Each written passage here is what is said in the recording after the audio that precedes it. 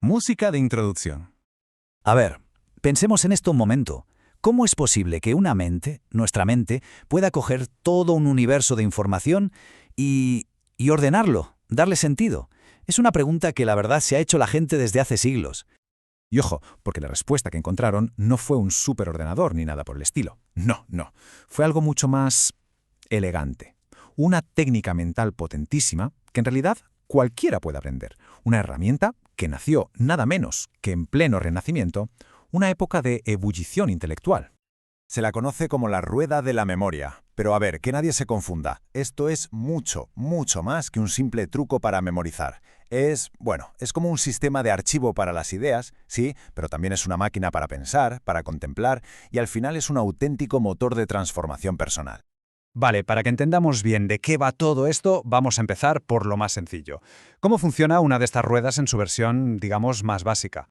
Fijaos, el filósofo Giordano Bruno usó un ejemplo bastante curioso para explicarlo: un cerdo. La cosa funciona así. Primero, colocas el tema, el cerdo en este caso, en el centro. Después, usas las letras del alfabeto como si fueran como cajones o ubicaciones alrededor. Y aquí viene la clave de todo. Para cada letra tienes que crear una imagen mental que sea súper potente, chocante, incluso rara. Por ejemplo, para la G no vale con pensar glotón. No, tienes que visualizar un cerdo tan glotón que lleva una G grabada a fuego en su barriga. ¿Por qué? Porque nuestra memoria se engancha a lo que es impactante, a lo que se sale de lo normal. Muy bien, ¿y esto para qué sirve en la práctica? Pues para un montón de cosas. Se puede usar para memorizar datos puros y duros, como la biología del cerdo, o para algo más filosófico, como contemplar qué es ser un cerdo, asociando ideas a cada letra. Pero vamos a traerlo a nuestro día a día. Imaginemos un vendedor. Podría crear una rueda para un modelo de teléfono, y en cada letra una imagen potente para una característica clave. De repente, repasar la información se convierte en un juego mental, y es súper eficaz. Pero bueno, esto es solo el principio. La verdadera magia, la magia de verdad, empieza cuando la cosa se complica un poco. Vamos a ver la versión avanzada, porque es aquí donde el potencial de esta herramienta se dispara por completo. Aquí es donde el concepto pega un salto brutal. Una rueda estática, la simple, es como una lista, sin más. Pero una rueda giratoria, con varias capas, eso ya es otra historia. Se convierte en algo parecido a una base de datos mental. Las combinaciones de ideas que se pueden crear son, prácticamente infinitas. Pongamos un ejemplo. Memorizar la biografía de una persona. Imaginaos una rueda exterior, con las categorías, ¿no? A de amigos, L de logros, y una rueda interior, con los detalles concretos. Al hacerlas girar, se crean combinaciones. Logro A, logro B, logro C. Y así se puede guardar una cantidad de información enorme, pero de una forma totalmente ordenada y fácil de recordar.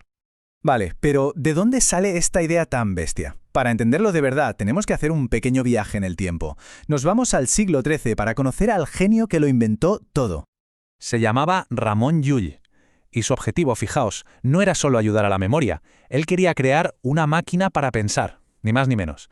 Una herramienta para poder analizar cualquier pregunta, por compleja que fuera, de una manera lógica y súper profunda. Claro, hay que entender que Llull era un hombre con una fe muy profunda. Esta frase lo dice todo, ¿verdad? Para él, su sistema era una manera de comprender la creación, de alguna forma sintonizar la mente humana con la sabiduría divina. A su método lo llamó ars combinatoria, el arte de la combinación. Y es que, en el fondo, es una especie de álgebra de la lógica. Mucho antes de que existieran los ordenadores, Llull ya había creado un sistema de ruedas con conceptos que, al combinarse, te permitían analizar cualquier cosa desde todos los ángulos posibles para, al final, llegar a una verdad. Y es que el objetivo último de Llull era muy ambicioso. Quería ascender por lo que se conocía como la escalera de la conciencia. Es una idea que viene de la filosofía neoplatónica. Iba desde la existencia más simple, la de una piedra, hasta el entendimiento absoluto, el de Dios. Y su ars combinatoria era, precisamente, el método para ir subiendo esos peldaños, a base de contemplación bien estructurada. Bueno, pues siglos más tarde aparece Giordano Bruno.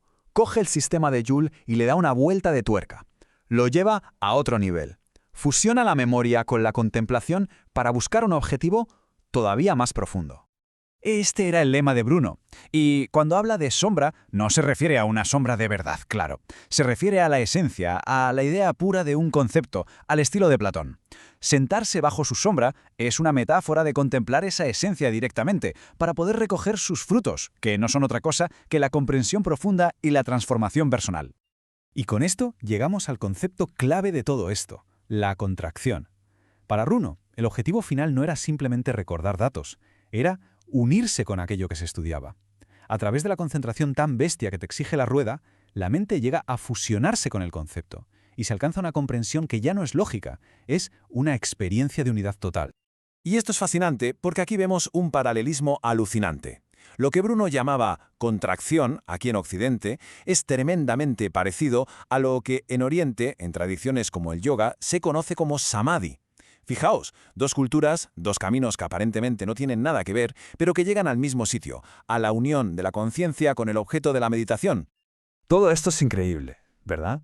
Pero la pregunta del millón es, ¿vale? ¿Y cómo usamos esta técnica tan antigua y potente hoy, en nuestro día a día? A ver, pensemos en una rueda para mejorar la forma en que hablamos. En el centro ponemos el impulso de hablar, y cada vez que queramos decir algo, la rueda mental nos obliga a pasar por 3 filtros, 3 puertas. Primera, es verdad. Segunda, sale de una buena intención. Y tercera, ¿es necesario decirlo?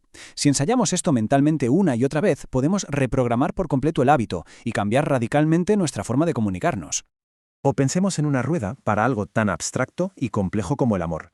Cada trozo de la rueda podría ser un tipo de amor, el propio, el de pareja, el de la familia, el de los amigos. Y luego, para cada uno, usamos las letras para explorar sus facetas. Por ejemplo, la A, de aceptación. ¿Qué significa en el amor propio? Y en el de pareja. Se convierte en una herramienta para explorar un tema de forma casi infinita. Así que, si nos tenemos que quedar con algo, que sea con esto. La rueda de la memoria no es solo una cosa. Es, por un lado, un sistema de archivo mental súper eficiente. Por otro, es una máquina de pensar, para explorar ideas a fondo. Y finalmente, es un motor muy práctico para cambiar hábitos y transformarnos. Y todo esto nos deja con una última pregunta flotando en el aire. Si tuviéramos que construir una sola rueda, para dominar, explorar y finalmente fundirnos con una única idea, la más importante de todas, ¿qué idea sería esa?